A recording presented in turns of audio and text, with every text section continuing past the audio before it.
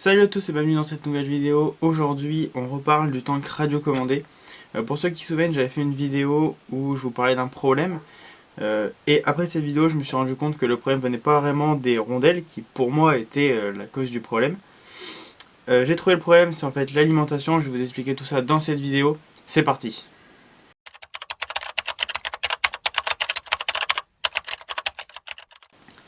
Donc d'où vient le problème?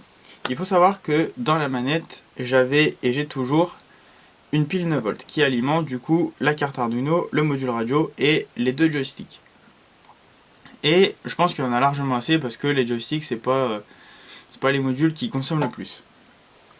Le problème c'est que dans le tank, j'avais aussi une seule pile 9V qui elle alimentait une carte Arduino, le module radio et deux moteurs de 12V chacun. Maintenant que je le dis, ça paraît logique qu'une seule pile pouvait pas tenir. Mais au début, je me suis dit que ça allait passer et du coup c'était ça le problème. Je pense pas que les rondelles avaient quelque chose à voir dans le problème, je pense que c'est vraiment un problème d'alimentation. Et donc, mon idée a été de diviser en fait l'alimentation. Prendre une pile pour la carte Arduino et donc le module radio, et prendre une autre pile pour les deux moteurs. Et déjà là, j'avais un petit peu résolu le problème, parce que les moteurs avaient une alimentation à eux et la carte et le module une autre alimentation. Et donc, quand j'avais fait le problème sur les rondelles, j'avais dit que je pouvais tenir vraiment longtemps en connexion si je ne le touchais pas. Parce que en fait, les moteurs ne demandaient pas de puissance, parce que je n'utilisais pas les moteurs. Mais une fois que j'utilisais les moteurs, ça tenait vraiment pas longtemps, parce que les moteurs demandaient trop de puissance à la pile pour pouvoir utiliser le module radio. Et donc, le fait d'avoir mis deux piles différentes, ça a fait qu'il y avait une seule pile pour la carte et le module radio, et donc le module radio avait toujours une alimentation. Et les moteurs, ça demande quand même une alimentation qui est assez importante, surtout au démarrage. Et donc le fait d'avoir mis une pile indépendante en fait, qui était connectée que au moteur, ça permettait de plus avoir à partager entre tout ce qu'il y a à l'intérieur du tank. Et donc là, j'avais résolu le problème, je pouvais l'utiliser, c'était franchement super cool. Et du coup, je me suis dit, quitte à changer l'alimentation, autant faire un petit peu mieux. J'ai donc enlevé la pile de 9V pour les moteurs, et j'ai cherché des batteries 12V.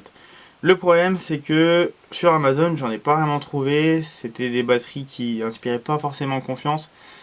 Et donc, j'en ai parlé avec un ami de la chaîne Infiniment Numérique et Électronique, je vous mettrai le lien dans la description pour le remercier. Et il m'a prêté ce support de pile. Alors, les fils de breadboard, c'est moi qui les ai soudés, parce qu'à la base, ils n'étaient pas là. Et donc, il m'a prêté ce support de pile, donc c'est des piles de 1,2V, et donc j'en ai 8. Et du coup, j'ai 12V en sortie.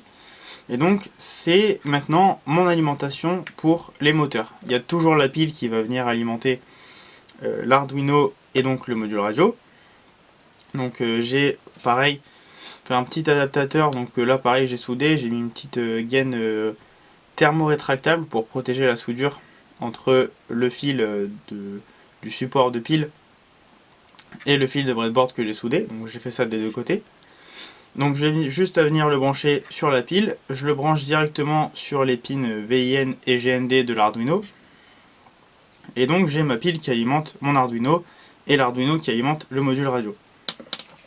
Et ensuite j'ai le support de pile donc qui sort 12V qui lui est branché à peu près là où j'avais mis la pile avant, donc sur les grandes lignes de la breadboard, pour pouvoir alimenter les deux côtés du L293D qui est le double pont H qui me sert à contrôler le sens des moteurs.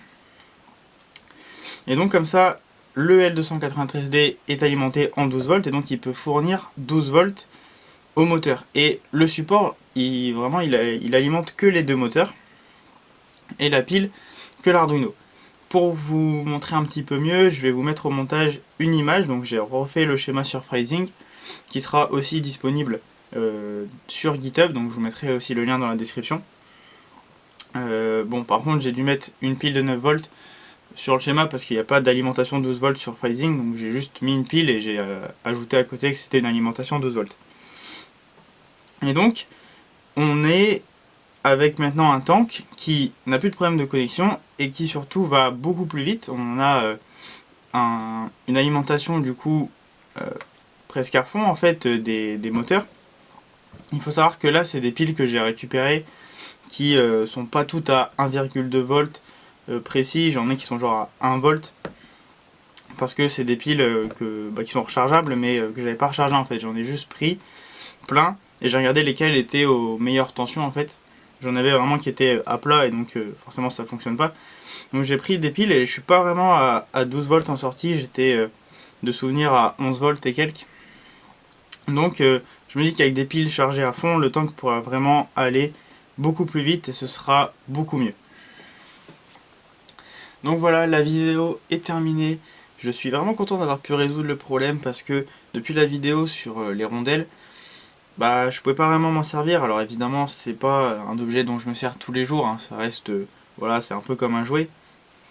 Mais j'étais un petit peu déçu de ne pas pouvoir m'en servir, d'avoir réglé un problème qui en fait continuait même en pensant l'avoir enlevé. Et du coup là je suis vraiment super content de ne plus avoir ce problème, de pouvoir l'utiliser correctement. Je remercie encore infiniment Numérique et Électronique, je vous mets le lien de sa chaîne dans la description. Également je vous mets le lien du projet GitHub sur lequel il y a le code du tank, le code de la manette et les deux schémas. Voilà, je vous mets tout à disposition, pareil dans la description. Merci à tous d'avoir regardé cette vidéo, n'hésitez pas à la liker, à la partager, bien sûr à vous abonner à ma chaîne et nous on se dit à bientôt pour une nouvelle vidéo. Salut!